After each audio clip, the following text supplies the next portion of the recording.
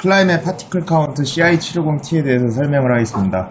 먼저 이 외관상에서 보듯이 이제 버튼은 전원 버튼 하나 있고요. 지금 뒤에 콘센트가 꼽혀 있는데 콘센트가 꼽혀 있게 되면 이제 전원 충전을 하게 됩니다. 충전을 하게 되면 이런 식으로 앞에 녹색불이 들어오고 완충이 되면 이제 이 녹색불이 깜빡이면서 완충이 됐다는 표시를 해줍니다. 먼저 이쪽에 있는 전원 버튼을 누르면 레스트 캘리브레이션, 그러니까 지난 캘리브레이션 날짜가 나오고 차기 캘리브레이션 날짜가 나오게 됩니다. 모델하고 나오게 되고요. 그 다음에 먼저 이제 전체 채널, 이제 화면을 보게 되면 파티클 채널 5.0, 0.5 이렇게 두 가지 파티클 개수 이렇게 빵개 나오고요.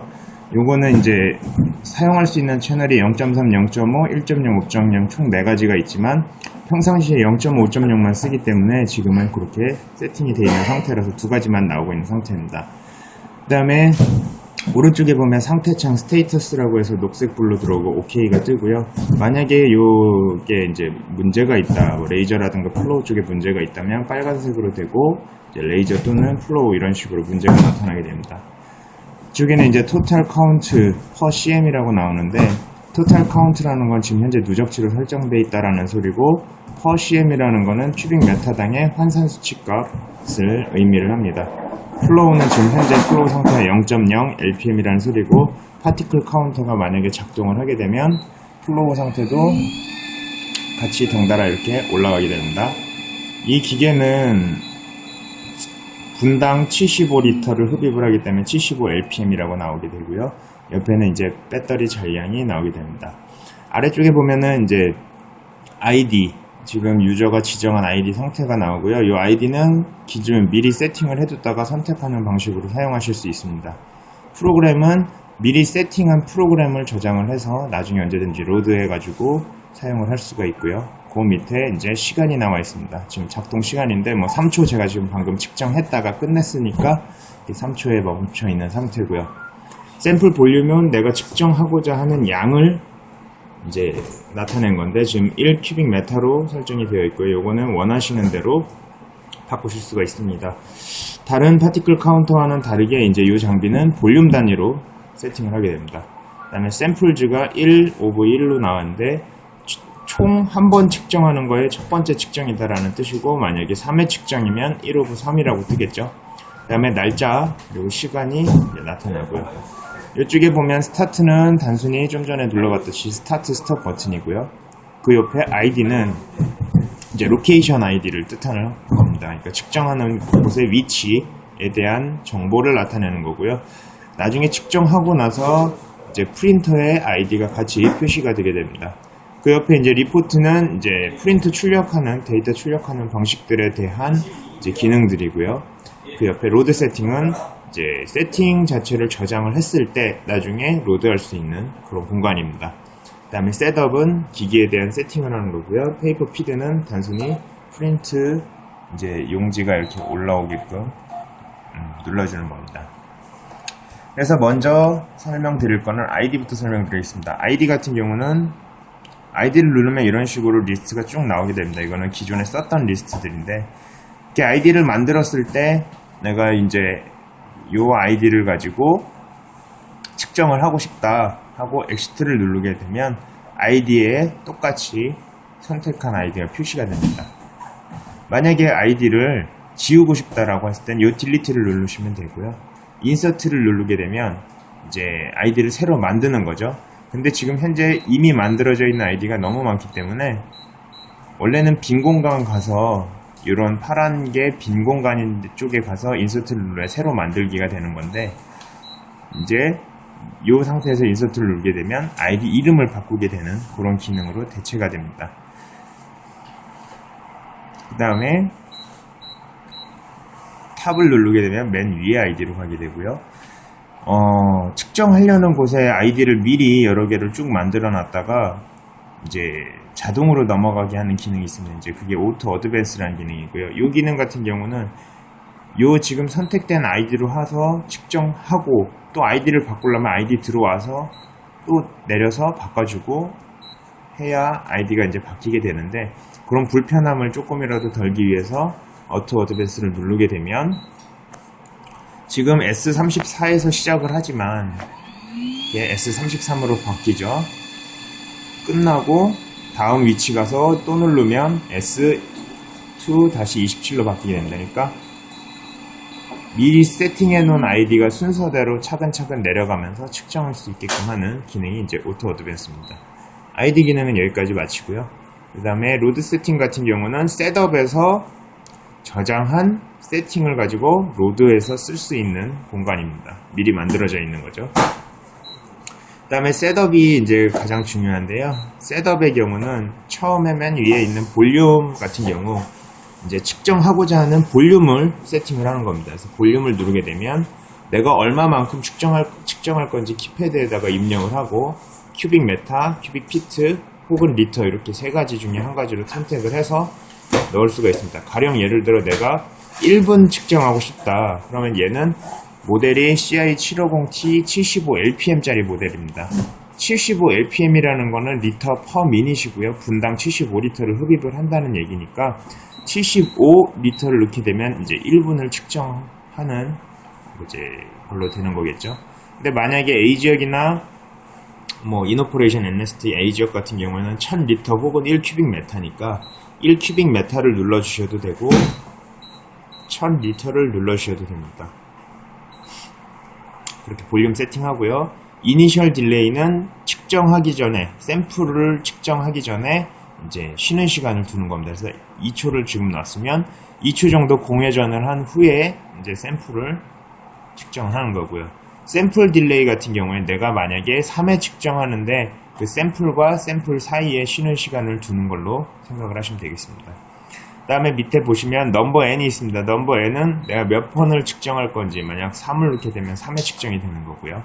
그 다음에 프린트 에버리지스 F2N은 3회 측정한 것에 대한 평균까지 같이 이제 동시에 나오는 거죠. 근데 이걸 빼게 되면 에버리지 말고 로 데이터만 측정하게 됩니다.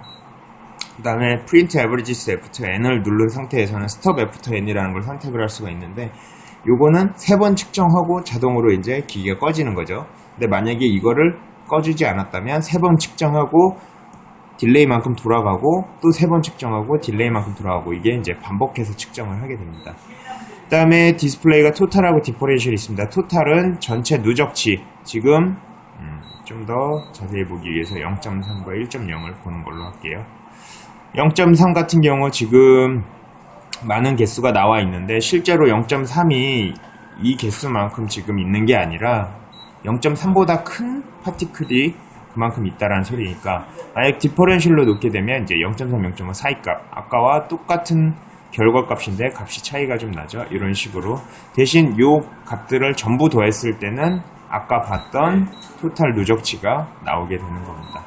그 다음에 옆에 보면 카운트, per CF, per CM, per 리터가 있습니다. 그래서 카운트는 방금 잠깐 짧게 측정했을 때에 나온 파티클에 대한 개수고요. 옆에 토탈 카운트하고 옆에 아까 per CM 있었는데 없어졌죠. 이런 식으로 이거는 실제로 리얼하게 나온 값이고 per CF 같은 경우는 큐빅 피트당 환상값이 되는 겁니다. 이대로 1CF만큼 측정을 했을 때 이만큼의 개수가 나온다라는 계산 수치고요.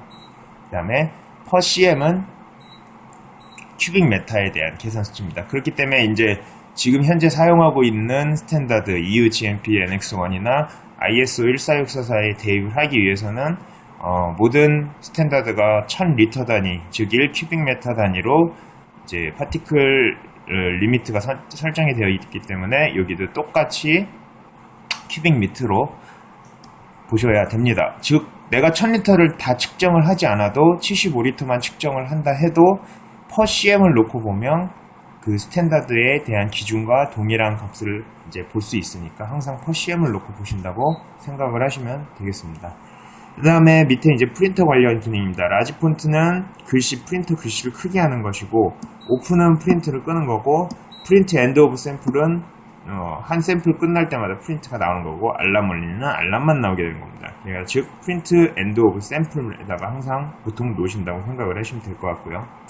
그 밑에 이제 알람 기능이 있습니다. 알람은 각 파티클 0.3부터 5.0에 대한 파티클에 개수를 넣어줄 수가 있습니다. 이런 식으로 키패드가 나와서 개수를 넣어줘서 알람을 울리게 하는 거고요. 비프온 키는 지금 하나씩 누를 때마다 삑삑 소리 나는 게 비프온 키고, 비프온 카운트는 파티클이 하나라도 뜰 때마다 파티클이 나올 때마다 소리가 나는 거고요. 비폰 알람은 만약 내가 알람 수치 지정해 준 거 나왔을 때 이제 빛으로만 나오는 게 아니라 소리까지 나면서 알람이 울리게 됩니다. 그 다음에 한 장 넘기면 플로우에 대해서도 알람 수치가 가능하고요. 근데 이쪽 기능은 아마 크게 신경 쓰시지 않으셔도 되는 기계입니다. 그 다음에 옆에 세이브 세팅이 있습니다. 세이브 세팅은 아까 말씀드렸듯이 세팅을 저장하는 거고요. 만드는 방법은 아이디와 동일합니다. 아이디 만드시는 것과 동일하고요. 쇼 세팅은 지금 세팅했던 거를 썸머리에서 그냥 단순히 보는 건데 이것도 프린트도 가능하니까요. 이런 식으로 세팅에 대한 프린트 된 것을 보고 내가 이렇게 세팅을 했다라고 증거자료로 제출하시기도 편리하게끔 되어 있습니다. 그 다음에 모어를 누르게 되면 이제 이걸 한 장을 넘긴다라는 개념이고요. 모어를 누르게 되면 디스플레이가 0.3, 0.1, 1.0, 5.0이 되어 있는데 현재 쓰고 있는 건 0.5, 5.0이니까 이 두 개는 이렇게 빼셔도 되고요. 날짜, 시간 수정하실 수 있습니다. 그냥 누르시면 키패드가 나와서 키패드라도 만약에 오늘이 9월 6일 2013년도 이런 식으로 넣어주시면 됩니다. 넣어주실 수 있는 방법은 월일연과 일월연이 있습니다. 국내에서 많이 사용하는 연월일은 세계적으로 거의 쓰지 않는 아시아권에서만 쓰는 단위이기 때문에 보통 월일연으로 푸시하는 게 더 편하실 겁니다. 그 다음에 한 장 더 넘기게 되면 이제 유닛 아이디는 이 기계의 이름에 대한 설정이고요. 기계를 여러 대를 쓸 경우 유닛 아이디를 해놓으면 나중에 내가 프린터 측정 다 한 프린트 용지만 봐도 얘가 내가 어떤 기계로 찍었는지 알 수가 있는 거죠. 그 다음에 시큐리티 기능 같은 경우에는 아이디 패스워드를 부여해서 각각의 아이디에 대한 기능 권한까지도 리미트를 줄 수가 있습니다. 근데 이제 대부분 쓰시는 분들만 쓰니까 거의 대부분 쓰지 않는 기능이고요. 얼티튜드는 이제 사용하시는 곳의 고도에 따라서 이제 파티클이 영향을 받기 때문에 그렇게 넣어줄 수가 있는데 사실 국내에서는 그냥 0 넣고 쓰신다고 생각을 하시면 되겠습니다. 자, 이렇게 이제 세팅 관련해서 이제 설명을 드렸는데 이쪽 세팅 부분이 가장 중요하고요. 세팅만 하실 줄 아시면 이제 프로그램 쓰시는 데는 문제가 없으실 거라고 생각이 됩니다. 마지막으로 이제 리포트 기능을 보면 리포트는 데이터 부분이 지금 0.5, 5.0만 돼 있는데 이제 측정하고 나서 프린팅 돼서 나오는 사이즈, 채널 사이즈를 말을 하는 겁니다. 그래서 굳이 다 쓸 필요가 없으니까 0.5, 5.0만 보통은 많이 쓰시고요. 그 다음에 이때 클리어 데이터는 데이터 삭제 기능입니다. 그리고 프린트 스크린은 그냥 바탕화면에 있는 거를 프린트하는 것 뿐이고요. 올 데이터를 누르게 되면 기존에 측정했던 데이터들이 이렇게 줄줄줄줄줄 많이 나옵니다. 여기 시간 변하는 거 보시죠? 기존에 측정했던 데이터들이 나오는 거고 프린트를 하게 되면 기존에 측정했던 데이터가 모두 출력이 됩니다. 하지만 출력 양식이 다르기 때문에 제출 용도로는 쓸 수가 없고요. 또 이런 식으로 프린트가 나오는데 과거에 측정했던 데이터 시간대별로 해서 특정적으로 골라서 출력할 수가 없습니다.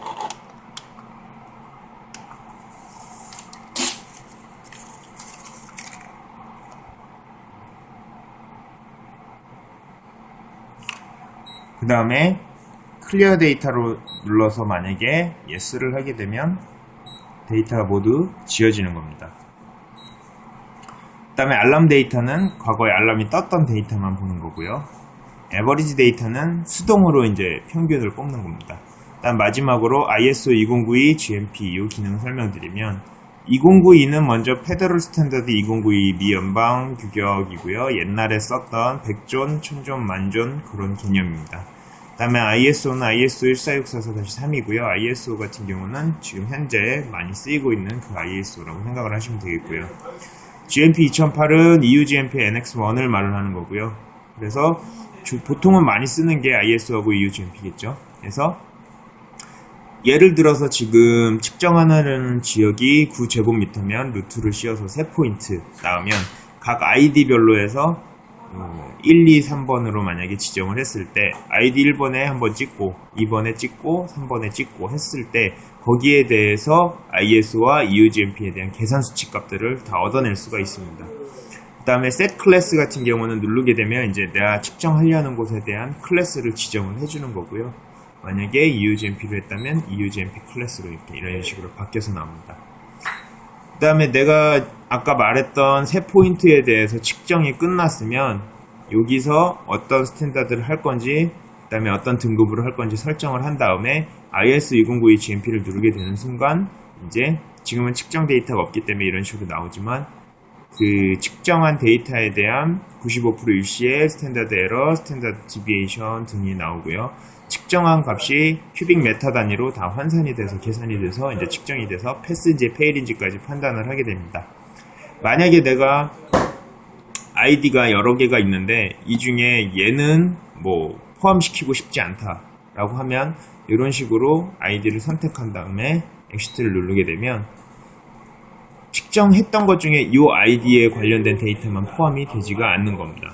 근데 이제 여러 개가 이게 될 수 있는 기능이면 좋겠는데 한 가지밖에 안 된다는 게 어떻게 보면 좀 단점이고요. 예, 여기까지 이제 파티클 카운트에 대한 기능적인 부분에 대해서는 모두 설명드렸고요. 마지막으로 이제 프린터 용지 교체하는 법에 대해서 설명드리겠습니다. 프린터 용지 교체하는 방법은 뒤쪽에 보면 이제 프린터가 용지가 들어있는 곳이 이런 식으로 있습니다. 프린터 용지 교체하실 때는 항상 전원은 켜둔 상태에서 이 프린터 안쪽에 보면 턱이 하나 있습니다. 그 턱 안쪽으로 프린터 용지를 살짝 밀어 넣어주면 알아서 이제 말려 올라가는 방식이고요.